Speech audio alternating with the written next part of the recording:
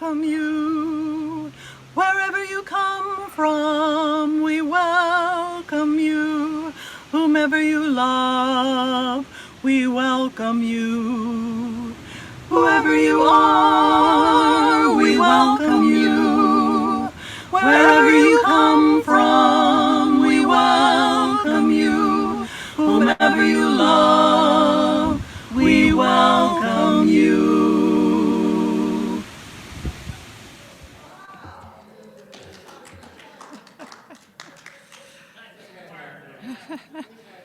Good morning, everyone. I am Heidi Meyer, and I will be presenting service today with Susan Rogers. Kevin McClooney and Steve Israel are providing technical assistance. Our music director, Ted Goldman, is not here today due to illness in the family. Please be aware that we are recording this service and it will be posted on our YouTube page. For privacy, we pause recording during joys and concerns. We joined together this morning to seek justice, equality, and fairness in the world. Our hearts are touched by the human need we feel around us, whether far away or within reach of our hands. We come here to be together because this is how we believe our lives are best lived, in questioning and in conversation, in compassion and in service, in gratitude and in joy, in companionship and in love. It is good to be together with you this morning. If this is your first service at MVUUC, please note we are a diverse group with varying interests and beliefs, and our services are varied in format, tone, and topic. We encourage you to attend or view several services to gain a good understanding of our congregation. Also, please complete a blue information card located in the pockets on the back of the chairs so we can learn about you and answer any questions that you have. Please leave your card on the front greeting table. If you would like to receive our weekly email newsletter, which is the best way to know about our current events at MVUC, please email us at news@mvuuc.org. Due to recent increases in illness, we ask you to please wear a mask if you or anyone in your household have symptoms. Please take a moment to think of all your friends at MVUUC. Greet them here in person or with a comment in the chat box. Let us support one another.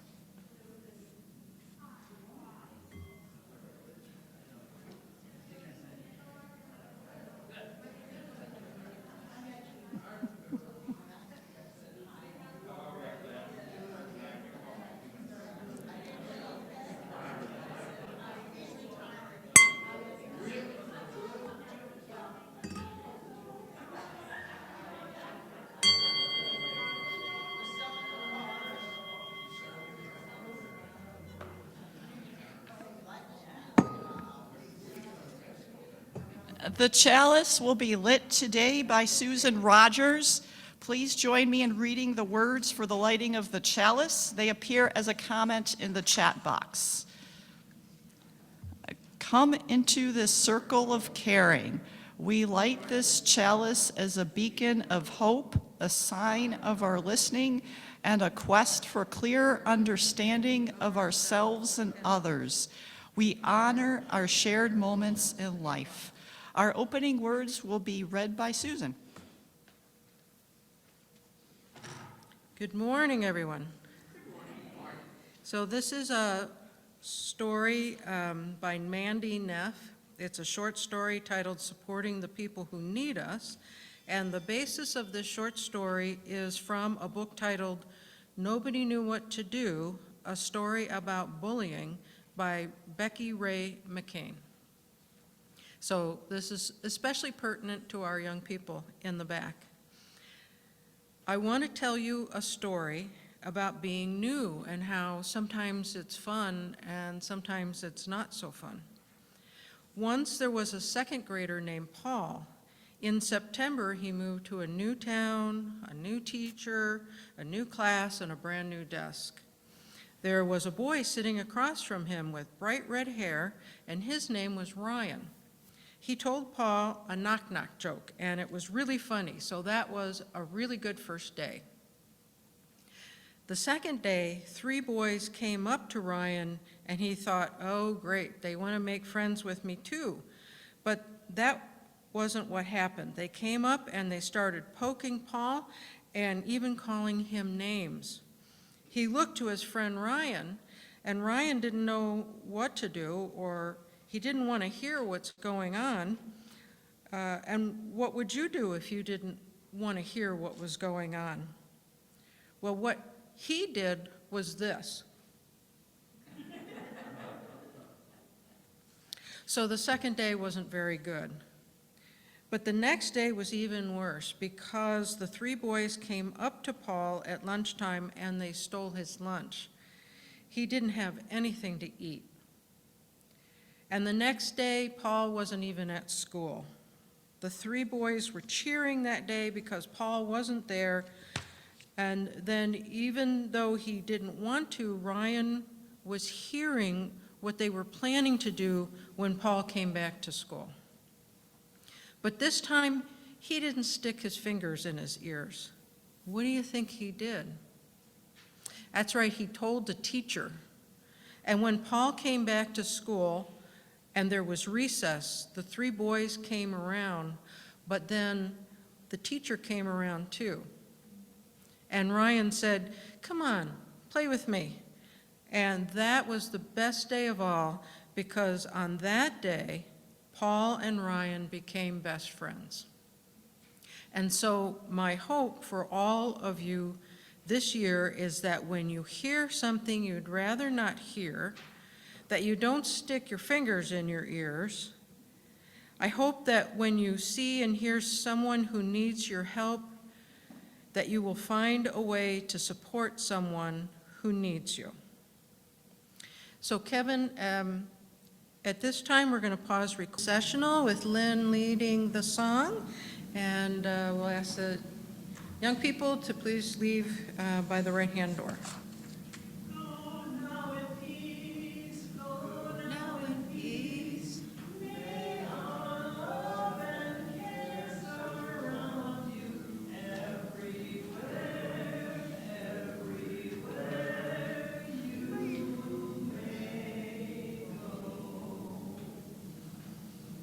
Thank you, Lynn. And Kevin, you can begin recording again. So in thinking about this reflection, given everything that's happened in the last few weeks, I've been trying to wrap my arms around the idea of violence that one person inflicts upon another. There's verbal violence, psychological violence, physical violence. And it's not just here in the United States, but it's everywhere. And it's not just now, it's been throughout history. So how does one unpack why people inflict pain upon one another? Violent actions can take many forms. There's date rape and gang violence, hate crimes, hazing, random shootings, and stalking, to name a few. But the topic of violence is just too big to talk about in the next few minutes. So for today, I just want to share some information and thoughts on the topic of bullying, which is pretty universal. I'm choosing bullying because it's pretty concrete and it has some sides to it. It addresses specific actions and behaviors that can be identified, prevented, addressed, and modified. So here's a definition of bullying that I've kind of pieced together from a variety of sources. Bullying is when someone intentionally and aggressively uses their power to target an individual with repeated, unwanted words or actions. These targets are hurt mentally, physically, and/or emotionally, and those targeted are usually in a situation where they're unable to stop what is happening to them. So bullying is done with the goal to hurt, harm, and humiliate. This aggressive behavior is characterized by three things. The intent is hostile. There is a real or perceived imbalance of power. And there is the repetition of abuse over a period of time. That defines bullying. We've all seen bullying. Many of us have experienced bullying. And there's a whole range of behavior involved in bullying. So here's just a few. For example, at school, you've got kids using derogatory name calling and nicknames, insults, spreading rumors and lies about someone, mocking someone's voice or disability or ethnicity, targeting someone with unwanted practical jokes, humiliating them in public, excluding them, intimidating them, destroying someone's property, or physically threatening or harming someone, like pushing, shoving, tripping, or being spat upon. And examples of workplace bullying include a boss or coworker talking to someone in public in a rude and obnoxious way, a supervisor being overly harsh with criticism or excessive monitoring, excluding a coworker from meetings, withholding vital information from someone in order for them to do their job, purposely providing incorrect information or unclear directions to set up someone to fail, sabotaging someone's work, discrediting someone at meetings, humiliating someone at meetings, destroying someone's property, and physically threatening or harming them. So why do people bully other people? Well, psychological research points to envy and resentment being primary motives for bullies. Outwardly, bullies are very arrogant and narcissistic, but internally, they're dealing with shame or anxiety, and they have very low self-esteem. By demeaning others, they feel empowered and safe. So bullies may also bully out of jealousy or because they themselves were bullied and they don't know any other way. Psychologist Roy Baumeister says that people who are, quote, prone to abusive behavior tend to have inflated but very fragile egos. Because they think too highly of themselves, they are frequently and quickly offended by the criticisms and lack of deference by other people, and they react to this disrespect with violence and insults. Adults who bully tend to have authoritarian personalities combined with a strong need to control the environment and dominate situations. Bullying is committed at the international level. Who can deny that Adolf Hitler was a bully and the Nazis?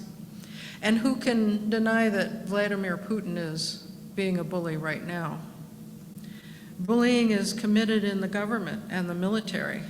It occurs in medical practices and hospitals, in neighborhoods, between neighbors, and in families. Even in places of worship by religious leaders, and can be institutionalized in the practices and policies of the religion. Bullying is committed in schools by students, teachers, and administrators, and it is committed in the workplace. So bullying is all around us. Why? Why do we as a society put up with it? Why isn't this a major issue? After all, bullying costs time, it costs money, and sometimes it even costs lives. It seems to me that when I hear a story about a school shooter, I inevitably learn that that student was bullied. And on the other hand, whenever I hear a story about somebody who goes into the workplace and shoots people, it turns out that the shooter was the bully, and they were let go. We've seen video after video of it being committed by police officers in uniform in the line of duty. I think, this is an aside, I think adding an evaluation for overall emotional intelligence would be a good way to weed out bad apples. And I believe, rightly or wrongly, that many of these police officers were bullied as kids at school or by family members, and they are seeking a role that will give them the deference and respect from other people that they want. And when they don't get it, like when someone doesn't follow an order or they start to run away from them, the police officer gets insulted and angry, and he or she is quick to tase them and physically hurt them. To some, bullying is seen as simply normal behavior, normal human behavior, something someone just has to live with. The victims, they say, simply need to learn how to cope better with bad behavior. If they just learned to stand up for themselves, they wouldn't be bullied anymore. To which I reply, bull. Bullying is aberrant behavior. It is pathological. It's the bully that needs to be stopped and corrected by the group. Unless the bully is effectively challenged in any given group, it often becomes an accepted norm of the group. So we as a society need to be proactive in identifying and working with the bullies in our lives. We need to make anti-bullying a cultural standard at every level of life and in every environment. I chose this topic today because I've been bullied in the workplace, and I know that there are people here who can say the same thing. According to the Workplace Bullying Institute, 30% of employees in the U.S. report having direct experience being bullied, which is about 48.6 million people. Targets of bullying have a 67% chance of losing a job that they love for being targeted by bullies. Bullying in the workplace is not limited to a bad boss taking things out on a subordinate, which is about 65% of all workplace bullying incidents. Bullying can happen between peers, which is 21%. And it can also happen with subordinates towards their boss, especially if the next level of management is involved. And that's about 14%. In response to a bullying complaint, employers will defend, rationalize, discount, and deny. 15% of targets are blamed for being bullied.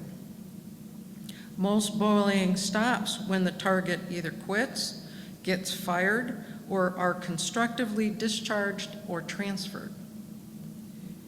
In researching this reflection today, I came across an article titled "The Myth of Closure: Navigating Through Workplace Abuse" by Dr. Dorothy Susskind, who is an assistant professor in the Education and Counseling Department at Longwood University in Virginia. And this is the first article on bullying that I have read that explained to me the kind of loss involved in workplace bullying. It's called ambiguous loss. It's a loss that occurs without a significant likelihood of reaching closure, or even a clear understanding of what happened. This kind of loss leaves a person searching for answers, and thus it complicates and delays the process of grieving and often results in unresolved grief. So another example of ambiguous loss would be when a parent loses a child through abduction and you don't know what has ever happened to that child, or when a loved one goes to war in the military and then goes missing in action.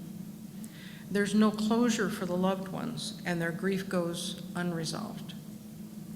So Dr. Susskind writes, and I quote, "Workplace bullying can feel like an invisible cyclone sucking you up in the turbulent winds and dropping you down into an altered reality, dizzied and confused.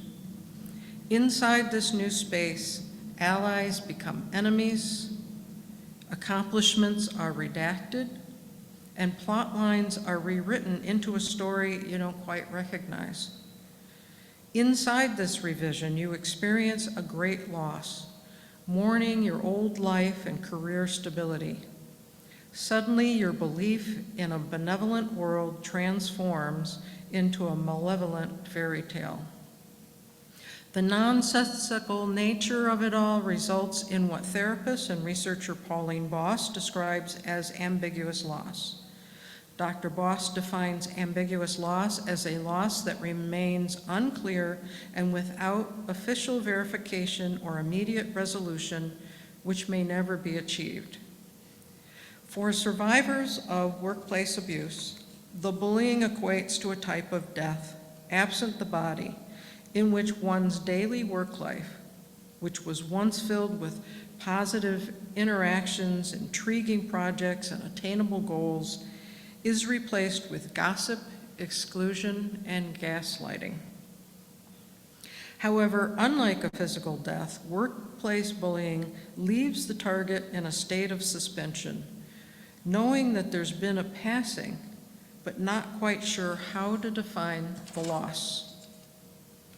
At first, the ambiguity of it all renders the target immobile, frozen, and unable to act as questions swirl around her head, such as, why are my close colleagues suddenly ignoring me? How can I be removed from projects I have directed for years? Was I purposely taken off the invite list for today's board meeting? Or is this all just a horrible misunderstanding?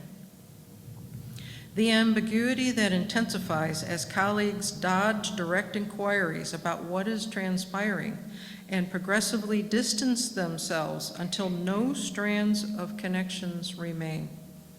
Slowly and then with abrupt speed, the target is othered from her work community and often loses her job.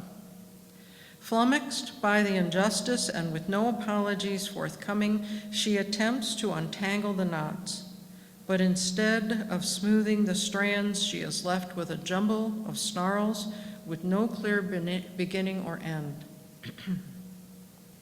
It is often inside this moment that the deep despondency sets in, a cocktail of shame and bewilderment and disorientation, leaving the victim of workplace bullying dangling over a mountain with no clear future to fall into.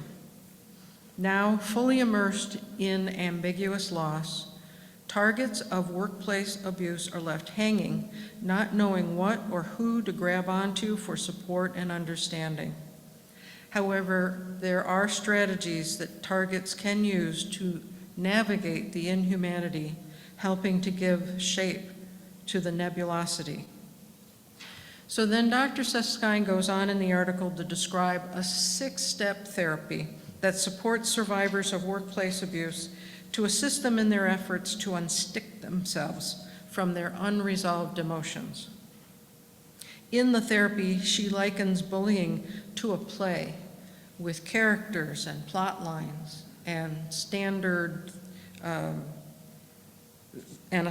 script.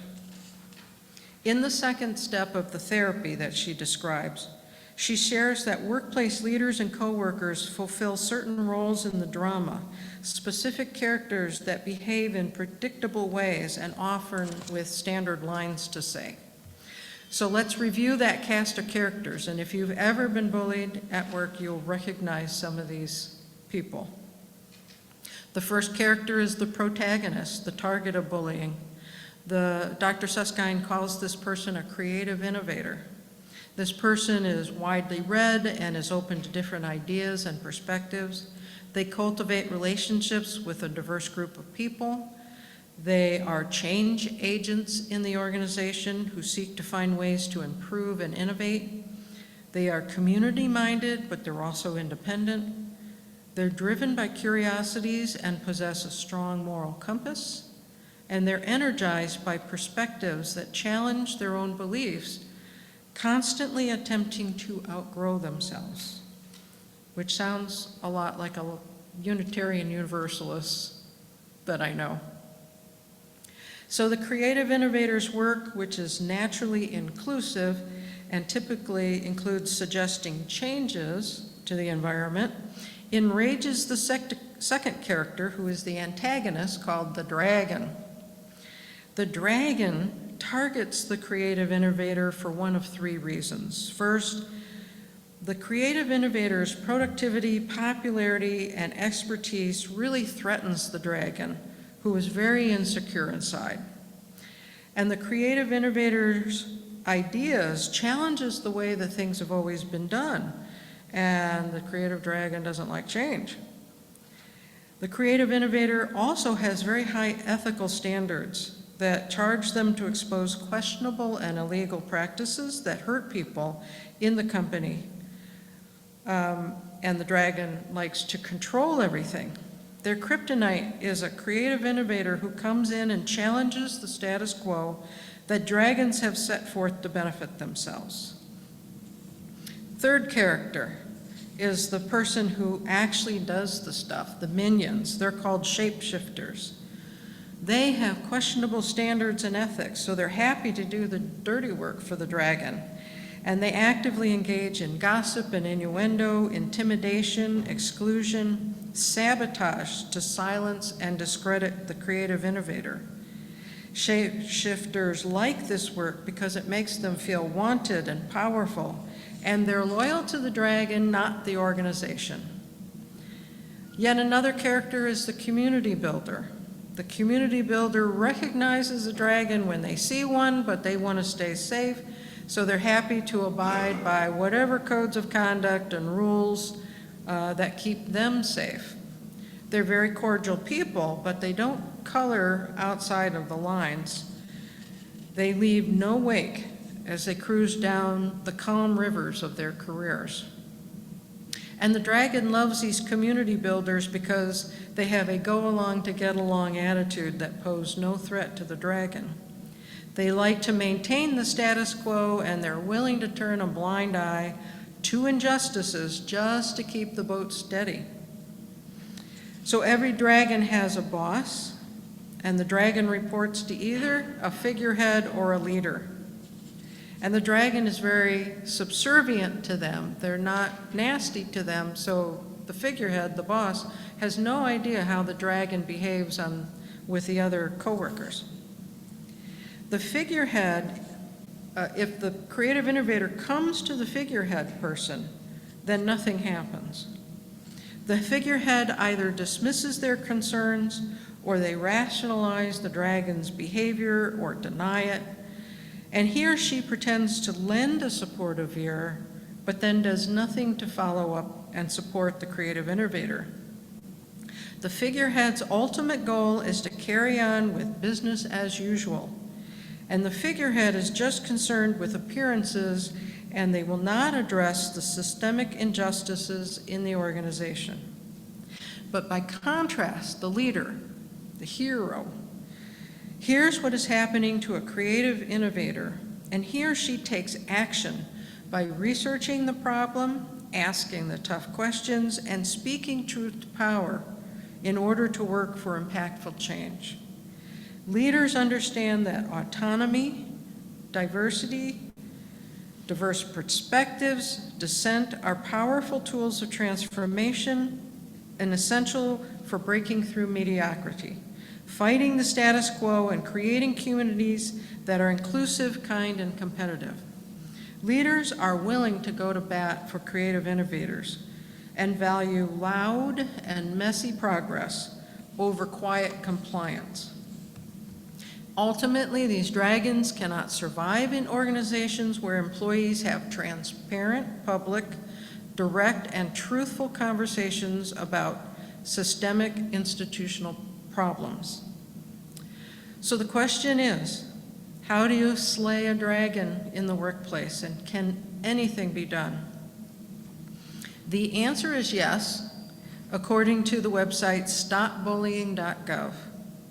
We can create anti-bullying environments by doing the following. First, it's important to have an anti-bullying policy that outlines what bullying is, why it won't be tolerated, and how it will be handled. Second, anti-bullying statements in the organization's code of conduct. Third, every organization needs to set up a safe reporting system. And fourth, it's time to hold the bully accountable for his or her actions. You can't fix their personality, but you can help them to understand the rules of respectful conduct. Offer them the opportunity to stop hurting people, and if they don't, quickly remove them from the organization. Finally, I want to mention that there is a movement to enact legislation in the United States called the Healthy Workplace Bill, the HWB. The goal of the bill is to prevent and correct abusive work environments in American workplaces. Currently, 31 states have introduced the bill into their legislatures, but not Ohio. The HWB is the boldest proposed change to U.S. employment law in 50 years. Current discrimination and harassment laws rarely address bullying concerns.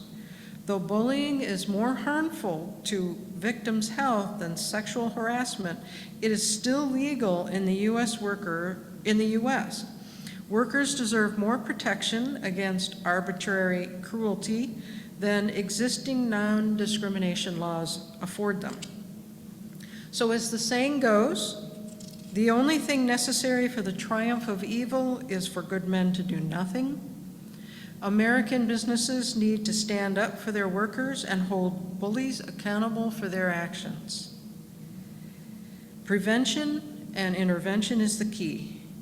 Bullies are, after all, just people.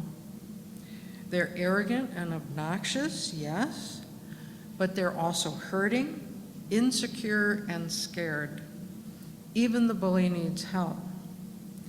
And if you do successfully stand up to a bully, well, then I say to you, bully for you. Thank you.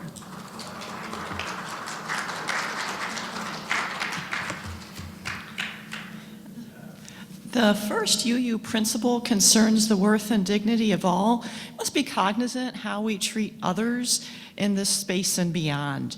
The old saying that sticks and stones will break my bones, but words will never hurt me isn't true. Words matter. We can build each other up with our words instead of breaking each other down. Bullying hurts everyone.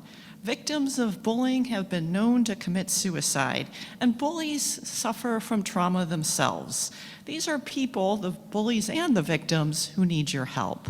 Often, it's a listening ear and a kind word can go very far to the victim and to the bully, and that's very important.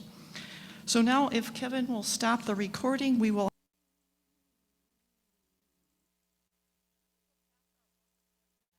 Visitors, we welcome you to donate the cash or via our PayPal link using the QR code in the basket.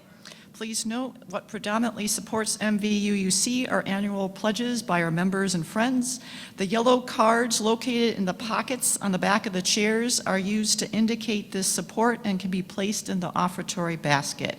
We encourage anyone that believes in our mission to consider becoming a member and pledge support. Please email news@mvuuc.org if you are interested in learning about the benefits of being a member and how to pledge. Okay. Now is the time for sharing of joy.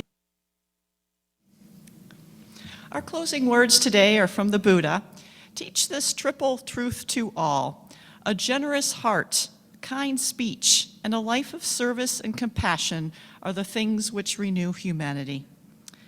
Please join me in reading the words for our extinguishing our chalice that can be found in your order of service or in the Zoom chat box. May we never give up on one another. May we rise to what we're capable of and all that we're called to be.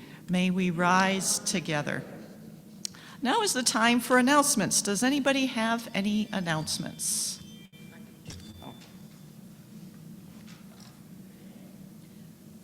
Two quick announcements. One, I know that Lisa has arranged to have a blood drive day on March 5th, Saturday, March 5th? March 4th, okay? And the second announcement is, my husband does a 4-lecture talk on the making of the Old Testament. And he covers who the authors were for each of the testaments, when they were written, and when they were collected. And the first one is, did Moses exist? The second one is on the Torah. The third one is on the prophets, and the fourth one is on the writings. So what we'd like to know is the interest level in these 4 programs, and whether or not you would want to see it on Zoom or in person, or whether or not you would do either. So there's a sign-up sheet, which I'm going to put out on the main table, and if you would please let us know of your interest, that will give the board the go-ahead to go ahead and make arrangements. So, thank you. Are there any announcements in the Zoom or email? Okay. After our closing song, we invite everybody to stay for the potluck. And our closing song today is When I Am Frightened by Shelley Denham. It is number 1012 in the colored hymnal. Lynn Israel has provided program inserts with the music, since we're not sure if we have enough hymnals.